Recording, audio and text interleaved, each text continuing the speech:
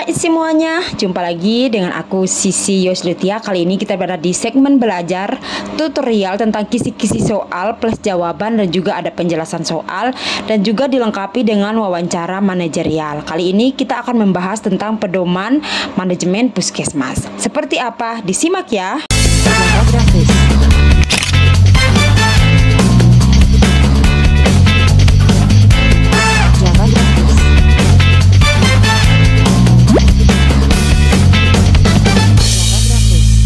Nomor 1, Peraturan Menteri Kesehatan Republik Indonesia yang mengatur tentang pedoman manajemen puskesmas diatur dalam PMK nomor A. PMK nomor 37 tahun 2016, B. PMK nomor 75 tahun 2015, C. PMK nomor 44 tahun 2016, D. PMK nomor 43 tahun 2019, dan juga ada E. PMK nomor 12 tahun 2017. Jawabannya adalah C. Peraturan Menteri Kesehatan Republik Indonesia nomor 44 tahun 2016 itu membahas tentang pedoman manajemen puskesmas. Nomor 2, yang termasuk dalam sistem informasi puskesmas untuk pengumpulan data dasar adalah kecuali A. Manajemen puskesmas, B. Promosi kesehatan, C. Sumber daya puskesmas, D. Wilayah kerja puskesmas, dan E. Identitas puskesmas.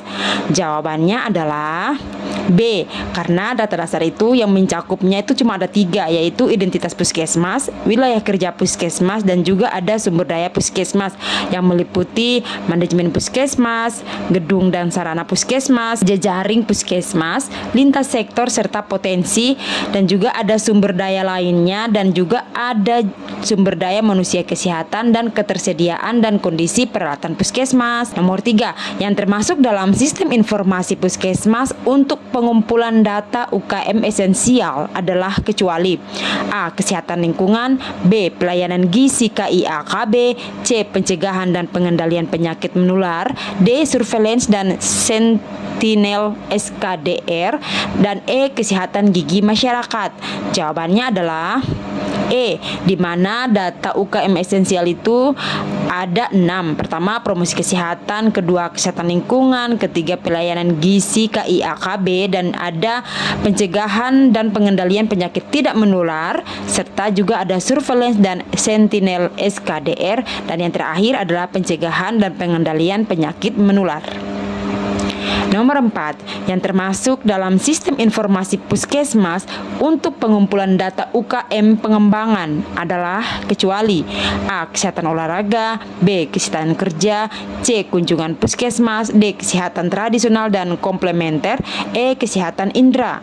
Jawabannya adalah C, di mana data UKM pengembangan antara lain UKS, kesehatan jiwa, kesehatan gigi masyarakat, kesehatan tradisional dan komplementer, ada kesehatan olahraga, kesehatan kerja, kesehatan indera, kesehatan lanjut usia, dan juga ada pelayanan kesehatan lainnya sesuai dengan kebutuhan puskesmas. Berikutnya nomor 5, yang termasuk dalam sistem informasi puskesmas untuk pengumpulan data UKP adalah kecuali A. Pelayanan umum, B. Kesehatan gigi dan mulut, C. Pelayanan UGD, D. Rawat inap, dan E. Prokesga. Nah, jawabannya adalah E. Data UKP antara lain A. Kunjungan puskesmas, B. Pelayanan umum, C. Kesehatan gigi dan mulut, dan yang terakhir adalah rawat inap, UGD, dan kematian, serta juga dan lain-lain. Berikutnya nomor 6, definisi dari survei mawas diri adalah A. Kegiatan untuk mengenali keadaan dan masalah yang dihadapi masyarakat serta potensi yang dimiliki masyarakat untuk mengatasi masalah tersebut. B. Kegiatan survei yang dilakukan oleh kelompok atau perorangan. C. Kegiatan monitoring dan evaluasi yang dilakukan setelah logmin ya. Kemudian yang D. Kegiatan pengawasan terhadap masyarakat dalam wilayah kerja puskesmas. E. Kegiatan survei yang dilakukan dengan monitoring, evaluasi, dan pengawasan terhadap masyarakat dalam wilayah kerja puskesmas. Jawabannya adalah A, di mana analisis masalah dari sisi pandang masyarakat yang dilakukan melalui survei mawas diri atau namanya SMD atau CSS adalah kegiatan untuk mengenali keadaan dan masalah yang dihadapi masyarakat serta potensi yang dimiliki oleh masyarakat untuk mengatasi masalah tersebut. Nah, potensi yang dimiliki ini itu antara lain ketersediaan sumber daya, kemudian ada peluang-peluang yang dapat dimobilisasi, terus kemudian hal ini penting untuk diidentifikasi oleh masyarakat itu sendiri agar selanjutnya masyarakat dapat menggerakkan untuk berperan serta aktif dalam memperkuat upaya-upaya perbaikan sesuai dengan batas kewenangannya. Nomor 7, dalam menetapkan urutan prioritas masalah di puskesmas dan di wilayah kerja puskesmas dapat menggunakan metode USG. Apakah USG itu? Nah, A. Urusan wajib puskesmas, B. Usia, sarana, dan gedung, C. Urgensi, seriousness, dan growth, D. Ultrasonografi, E. Urusan wilayah puskesmas. Nah, jawabannya adalah C, di mana urgensi, seriousness, dan growth atau USG adalah salah satu alat untuk menyusun urutan prioritas isu yang harus diselesaikan. Caranya dengan menentukan tingkat urgensi, keseriusan, dan perkembangan isu dengan menentukan skala nilai dari 1 sampai 5 atau 1 sampai 10. Nah, isu yang memiliki total skor tertinggi merupakan isu prioritas. Nomor 8, dalam penyusunan rencana tahunan puskesmas yang paling awal adalah tahap persiapan. Untuk tahap persiapan tersebut yang dibutuhkan adalah kecuali A. Rencana 5 tahunan puskesmas, B. Pedoman umum program Indonesia Sehat dengan pendekatan keluarga, C. Target yang disepakati bersama Dinas Kesehatan Kabupaten Kota yang menjadi tanggung jawab puskesmas, D. Mengumpulkan data kinerja puskesmas, dan E. Penguatan manajemen puskesmas melalui pendekatan keluarga. Jawabannya adalah D.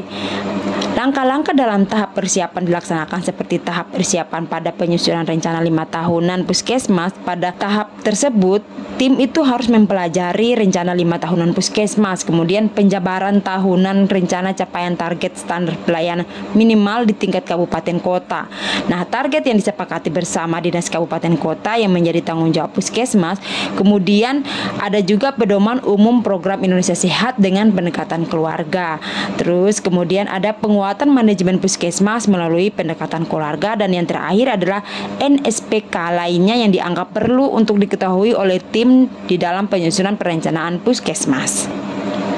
Berikutnya nomor 9, lokakarya mini bulanan rutin diselenggarakan sebagai tindak lanjut dari lokakarya mini bulanan yang pertama, di mana lokakarya mini bulanan rutin ini dilaksanakan untuk memantau pelaksanaan kegiatan puskesmas yang dilakukan setiap bulan secara teratur. Penanggung jawab penyelenggaraan lokakarya mini ini adalah A. KTU, B. Kepala Puskesmas, C. Penanggung jawab program, D. Kepala Pemerintahan Kecamatan di wilayah kerja puskesmas, dan E. Forkopimda. Jawabannya adalah B, di mana penanggung jawab penyelenggaraan lokakarya mini bulanan rutin adalah kepala puskesmas yang di dalam pelaksanaannya dibantu oleh staf puskesmas dengan mengadakan rapat kerja seperti biasanya. Fokus utama lokakarya mini bulanan adalah ditekankan kepada masalah pentingnya kesinambungan arah dan kegiatan antara hal-hal yang direncanakan, integrasi antara program, dan juga ada menyelesaikan masalah prioritas puskesmas yang ditetapkan pada tiap tahunnya, pelaksanaannya serta hasilnya seperti apa, agar kegiatan-kegiatan yang dilaksanakan tersebut dapat berhasil guna dan berdaya guna. Selanjutnya nomor 10, yang bukan termasuk dalam tujuan dari pengawasan dan pengendalian terhadap puskesmas adalah A. Mengetahui adanya penyimpangan pada pelaksanaan pelayanan kesehatan sehingga dapat segera dilakukan klarifikasi. B. Memberikan informasi tentang akuntabilitas pelaksanaan dan hasil kerja program atau kegiatan kepada pihak yang berkepentingan secara kontinu dari waktu ke waktu. C. Untuk memberikan pelayanan 24 jam kepada masyarakat di wilayah kerja. D. Memberikan informasi atau laporan kepada pengambil keputusan tentang adanya perubahan-perubahan lingkungan yang harus ditindaklanjuti dengan penyesuaian kegiatan. E. Mengetahui adanya kendala, hambatan atau tantangan dalam melaksanakan pelayanan kesehatan serta dapat ditetapkan pemecahan masalah sedini mungkin. Jawabannya adalah C, di mana tujuan dari pengawasan dan pengendalian itu di sini ada 6. Saya bahas yang garis besarnya saja. Yang pertama, mengetahui sejauh mana pelaksanaan pelayanan kesehatan agar sesuai dengan apakah sudah sesuai dengan standar atau rencana kerja. Terus kemudian mengetahui adanya kendala dan juga hambatan serta tantangan dalam melaksanakan pelayanan kesehatan.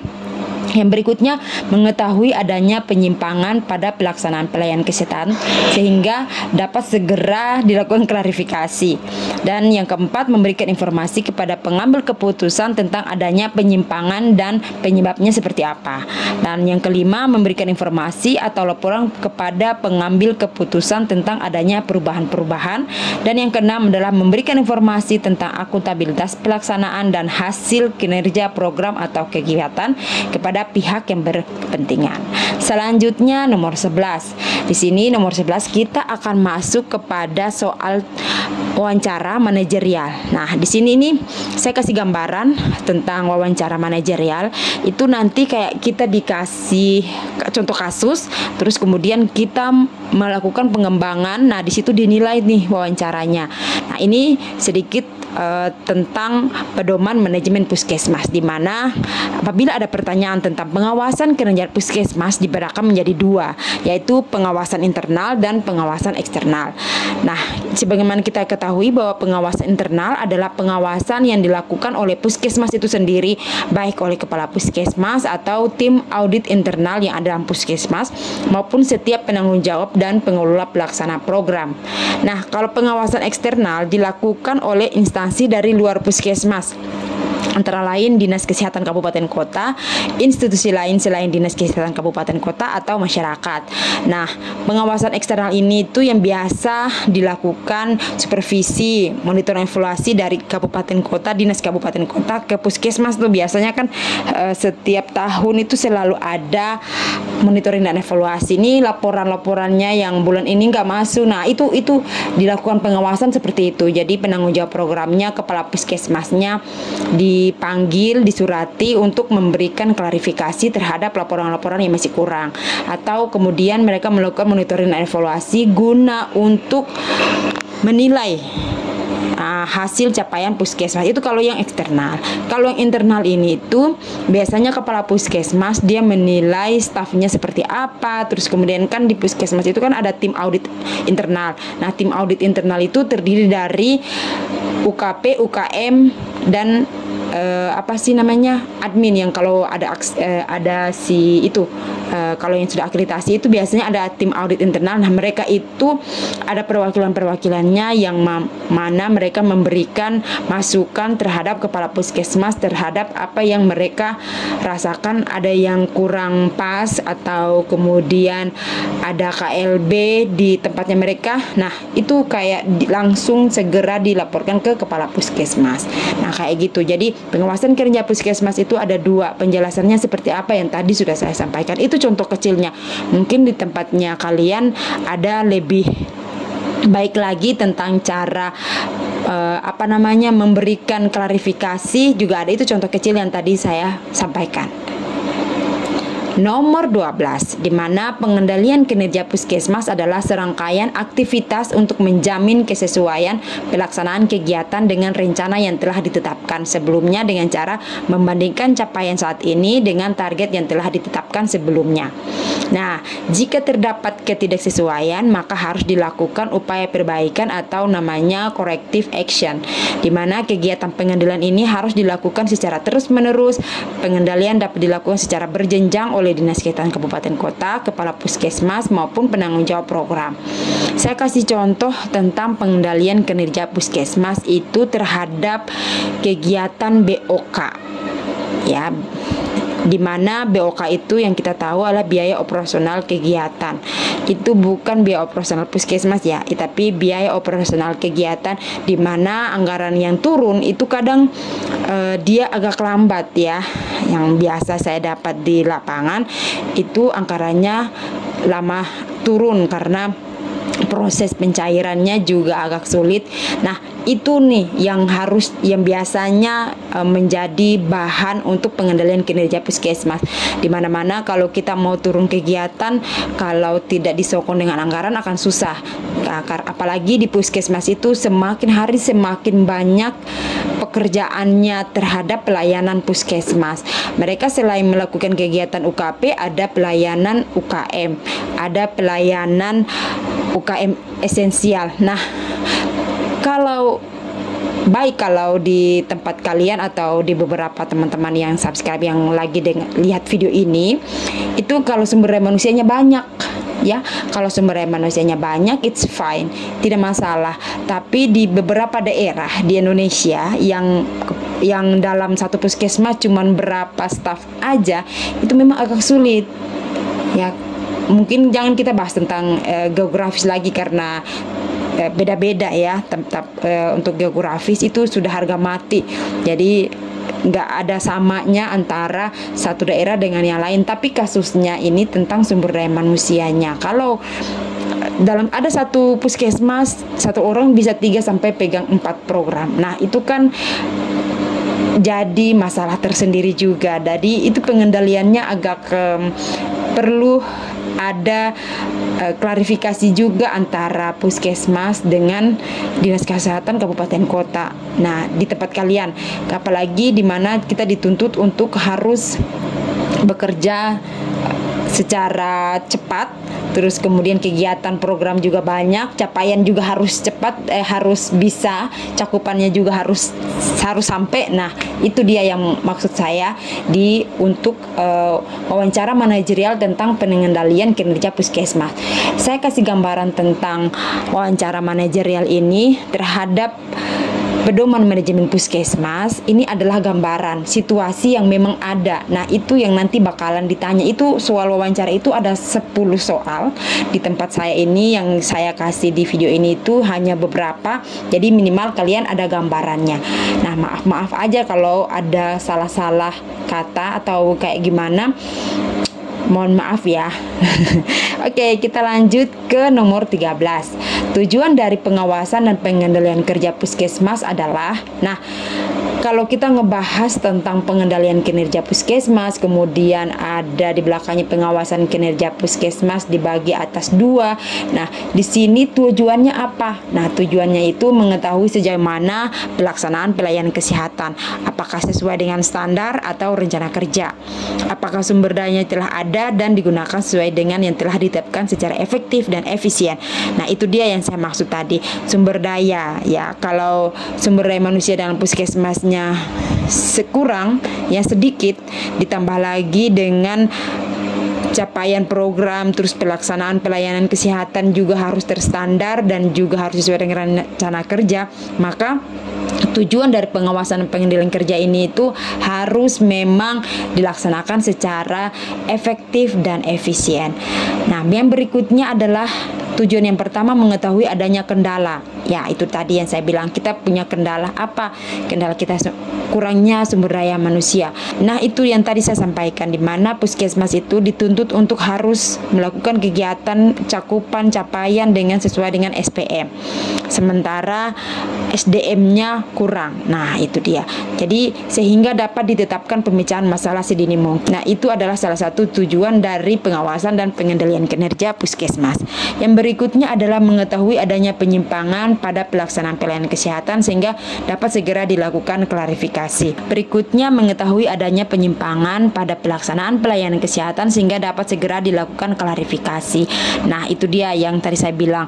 Kalau di puskesmas, contoh ya, di puskesmas itu kan ada BOK. Nah, BOK itu dia cukup sensitif karena membahas tentang masalah keuangan, di mana kegiatan, program, cakupan dan capaian itu dia harus di-push. Terus kemudian BOK-nya lama turun. Nah, pelaksanaan kegiatan jangan sampai mandek. Nah, kayak gitu maksud aku. Jadi kalau kegiatannya harus menunggu BOK, aduh lama juga. Nanti pelaksanaan pelayanan kesehatan juga dia terhambat. Jadi harus melakukan klarifikasi. Loh kok gitu? Ya karena kita belum ada ini. Nah, itu maksud dari tujuan pengawasan dan pengendalian kinerja puskesmas. Walaupun semata-mata anggaran di puskesmas itu kan bukan cuma hanya BOK, tapi ini adalah salah satu contoh gambaran yang bisa saya sampaikan tentang manajemen pedoman puskesmas. Oke, berikutnya adalah adanya penyimpangan dan penyebabnya, sehingga dapat mengambil keputusan untuk melakukan koreksi pada pelaksanaan kegiatan atau program terkait, baik yang sedang berjalan maupun pengembangannya di masa mendatang. Yang berikutnya, memberikan informasi atau laporan kepada pengambil keputusan tentang adanya perubahan-perubahan lingkungan yang harus ditindaklanjuti dengan penyesuaian kegiatan. Nah, ini yang saya bilang, harus segera memberikan informasi untuk segera ditindaklanjuti terkait dengan perubahan-perubahan lingkungan yang harus segera. Ya, jadi kayak itu tadi, yang kayak SDM, kayak anggaran BOK, terus kemudian di mana kita harus mau akreditasi lagi nih. Nah, itu kan otomatis ada beberapa dokumen-dokumen yang memang harus segera disiapkan oleh Puskesmas. Jadi salah satu tujuan dari pengawasan dan pengendalian kinerja Puskesmas pada pedoman manajemen Puskesmas ini itu adalah seperti ini. Dan yang berikutnya, yang terakhir, memberikan informasi tentang akuntabilitas pelaksanaan dan hasil kinerja Puskesmas kepada pihak yang berkepentingan secara kontinu dan di waktu ke waktu. Jadi memberikan informasi yang akuntabilitas itu seperti begini. Kan setiap akhir tahun selalu Puskesmas diundang untuk memberikan informasi. Jadi di tempat aku ya, itu kepala-kepala Puskesmas itu setiap tahun itu selalu mempresentasikan hasil capaian Puskesmasnya dalam 1 tahun dan juga rencana mereka untuk tahun depannya. Jadi di sini tujuan dari pengawasan pengendalian kinerja Puskesmas itu adalah seperti itu. Jadi masuk nih program-program yang pencapaian tahun ini harus dia lebih baik dengan capaian sebelumnya. Nah, yang seperti ini tuh tujuan dari pengawasan dan pengendalian kinerja Puskesmas.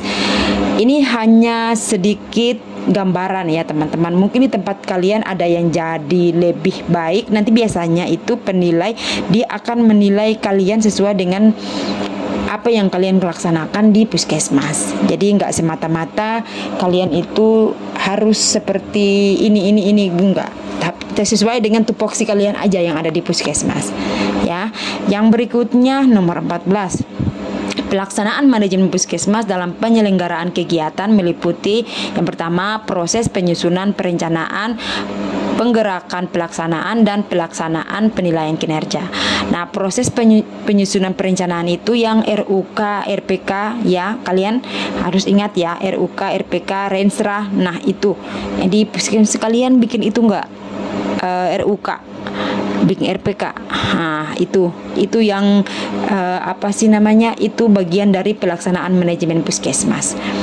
Terus kemudian penggerakan pelaksanaan dan pelaksanaan penilaian kinerja.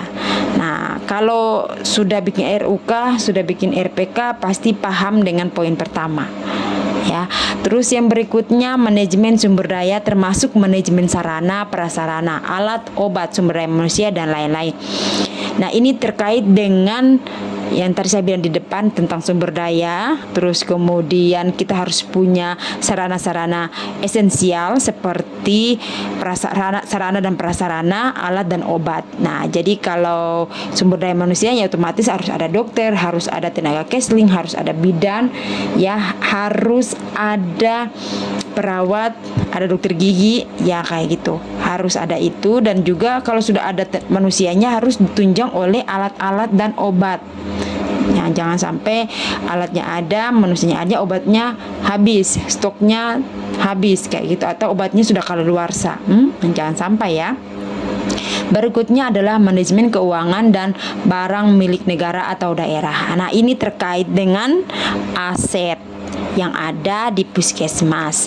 Jadi manajemen keuangan biasanya bendahara penerima dan juga bendahara barang. Nah, manajemen keuangan nih. Terus berikutnya manajemen pemberdayaan masyarakat. Nih, UKM. Ya, teman-teman UKM yang promosi, ya itu dia terkait dengan pemberdayaan masyarakat. Terus kemudian manajemen data dan informasi. Nah, ini yang di admin, teman-teman bagian admin yang KTU. Nah, itu manajemen data dan informasi, itu yang ada duk, besetting, absen. Nah, itu kayak gitu. Berikutnya ada manajemen program termasuk program Indonesia Sehat dengan pendekatan keluarga. Nah, ini yang PSPK itu loh, teman-teman. Nah, yang terakhir adalah mutu pelayanan Puskesmas. Jadi mutu pelayanan Puskesmas itu bukan hanya masalah pas akreditasi aja, tapi setelah akreditasi gimana mereka tetap memberikan pelayanan yang terbaik kepada masyarakat. Terus kemudian di setelah dapat nilai nih, kalau kalian sudah dinilai akreditasinya sudah terakreditasi Madya mungkin. Nah, kalau sudah akreditasi Madya, terus kemudian 3 tahun kemudian mau reakreditasi. Nah, apakah kalian akan turun atau naik ke level selanjutnya? Jadi mutu pelayanan puskesmas itu harus benar-benar ditingkatkan. Nah, itu kenapa dilakukannya akreditasi puskesmas. Nanti kita akan bahas ini tentang mutu pelayanan kesehatan puskesmas terkait dengan akreditasi. Berikutnya nomor 15, dukungan Dinas Kesehatan Kabupaten Kota dalam pelaksanaan manajemen puskesmas. Nah, ini dia di mana Dinas Kesehatan harus melakukan pembinaan secara terpadu, terintegrasi dengan lintas program dan berkesinambungan, juga menggunakan indikator pembinaan program. Terus lalu meningkatkan kerjasama lintas sektor dalam proses manajemen puskesmas, menyelenggarakan pelatihan tentang manajemen puskesmas. Siapa yang puskesmasnya belum dilatih tentang manajemen puskesmas, sebaiknya harus segera dilatih ya, karena salah satu poin dari penilaian akreditasi puskesmas adalah harus dilatih tentang manajemen puskesmas.